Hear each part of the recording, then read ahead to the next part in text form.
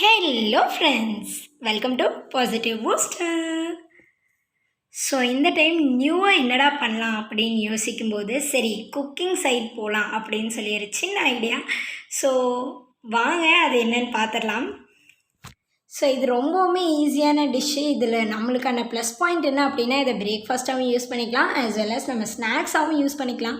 So parents எல்லாம் இருந்திங்கன்னா evening snack ஐட்டமாக இதை கொடுக்கும்போது குழந்தைங்க ரொம்பவுமே என்ஜாய் பண்ணி சாப்பிடக்கூடிய ஒரு டிஷ்ஷாக இருக்கும். ஸோ அதனால் கண்டிப்பாக இதை ட்ரை பண்ணி பாருங்கள். அண்ட் நீங்கள் நம்ம சேனலில் பார்க்குற ஃபர்ஸ்ட் வியூராக இருந்தீங்கன்னா மறக்காமல் சப்ஸ்கிரைப் பண்ணிடுங்க. அப்போ தான் அடுத்தடுத்து நான் போடுற வீடியோஸோட நோட்டிஃபிகேஷன்ஸும் உங்களுக்கு வந்துட்டே இருக்கும். ஐ மீன் அந்த பெல் பட்டனை கொஞ்சம் தட்டி விட்டிங்கன்னா கண்டிப்பாக நம்மளோட வீடியோ உங்களுக்கு பிடிக்கும். ஸோ லைக் அண்ட் ஷேர் நிச்சயமாக பண்ணிடுங்க. இன்றைக்கான வீடியோ என்னென்னு பார்த்துடலாம். ஸோ ப்ரெட் க்ரம்ஸ் அது எல்லாருமே பண்ணுறது தான். ஆனால் சின்ன வரிக்கி இருந்துச்சுன்னா அந்த வரிக்கையை எப்படி வேஸ்ட் பண்ணாமல் அதில் ஒரு டிஷ் செஞ்சு நல்லா டேஸ்டியாக ப்ரெசென்ட் பண்ணலாம் அப்படிங்கிறதுக்காக தான் இந்த ஒரு வீடியோ. ஸோ வரிக்கி க்ரம்ஸ் எப்படி பண்ணலான்னு பார்க்கலாம் வாங்க. ஃபர்ஸ்ட் நான் இதுக்கு தேவையான ஐட்டம்ஸ் எடுத்து வச்சுக்கிறேன். ஸோ டொமேட்டோ, தக்காளி, ஒரு 2 சின்ன தக்காளி நான் எடுத்திருக்கேன். உங்கள்கிட்ட பெரிய தக்காளி இருந்துச்சுன்னா நீங்கள் ஒரு பெரிய தக்காளி எடுத்துக்கலாம்.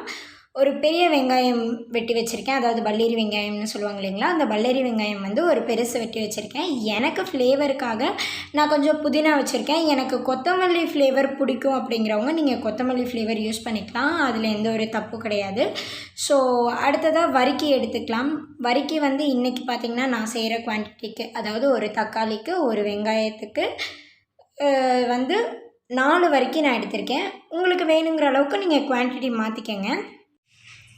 ஸோ இப்போ பார்த்திங்கன்னா நம்மளோட தக்காளி ரெடியாக இருக்குது, வெங்காயம் ரெடியாக இருக்குது. புதினா என் ஃப்ளேவருக்கு எடுத்திருக்கேன். நீங்கள் உங்களுக்கு கொத்தமல்லி ஃப்ளேவர் பிடிக்கும் அப்படிங்கிறவங்க கொத்தமல்லி யூஸ் பண்ணிக்கலாம். முன்னே சொன்ன மாதிரி வரிக்கையை வந்து நான் இந்த மாதிரி துண்டாக வெட்டிட்டேன். ஸோ பண்ணிடலாம். வரிக்கை வந்து நம்ம கையிலேயே துணுக்காக, அதாவது குட்டி குட்டியாக உடச்சி போடுறதுனாலும் போடலாம். ஸோ எப்படி இப்போ இந்த வரிக்கை க்ரம்ஸ் பண்ணுறதுன்னு பார்க்கலாம் வாங்க.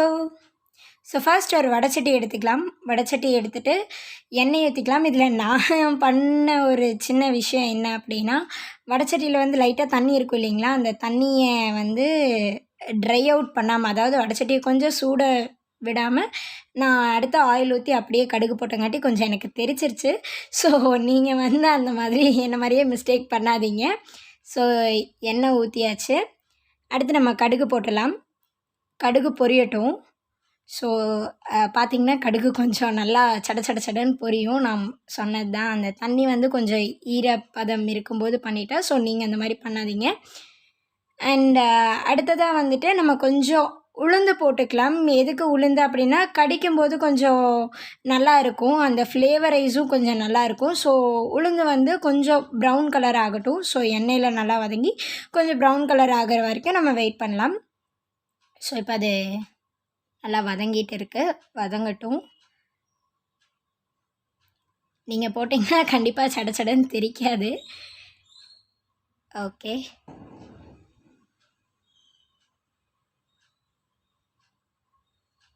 ஸோ இப்போ உளுந்து கொஞ்சம் நல்லா கலர் அப்படியே லைட்டாக சேஞ்சஸ் ஆக ஆரம்பிச்சிருச்சு இல்லைங்களா, அந்த ஒயிட் கலராக இருக்கிறது லைட்டாக ப்ரௌன் ஆகட்டும்.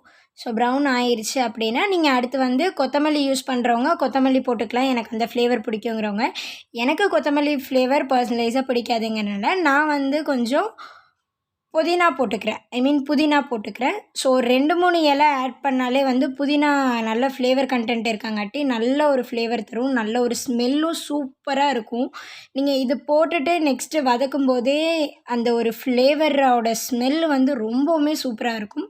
உங்களுக்கு கொத்தமல்லி ஓகேனா கொத்தமல்லி போட்டுக்கலாம். ஸோ அடுத்து வெங்காயம் போட்டுடலாம். வெங்காயம் போட்டுட்டு நான் நறுக்கி வச்ச அந்த ஒரு வெங்காயத்தை என்ன பண்ணேன், நல்லா பீஸாக நறுக்கிக்கங்க. ஸோ தட் நம்ம சாப்பிடும்போதும் எங்கேயும் ஒரு டிஸ்ட்ராக்ஷன்ஸ் இருக்காது, நல்லா சாப்பிட முடியும். ஸோ சுவைக்கத்தானே, அதனால் கொஞ்சம் நல்லா நறுக்கிக்கலாம். ஸோ நறுக்கிட்டு வெங்காயம் வந்து கொஞ்சம் மொறுமொறுப்பாக ஆகிறது, இல்லைன்னா உங்களுக்கு ப்ரௌன் கலராக ஆகிற வரைக்கும் அந்த மாதிரி விட்டுருங்க. எனக்கு கடித்து சாப்பிட வெங்காயம் பிடிக்கும் அப்படிங்கிறவங்க கண்ணாடி கலர்னு சொல்லுவாங்க இல்லைங்களா, அந்த மாதிரி அந்த ஸ்டேஜ்லேயே வந்து நீங்கள் நெக்ஸ்ட்டு இன்க்ரீடியன்ட்ஸ் போட ஆரம்பிச்சிக்கலாம்.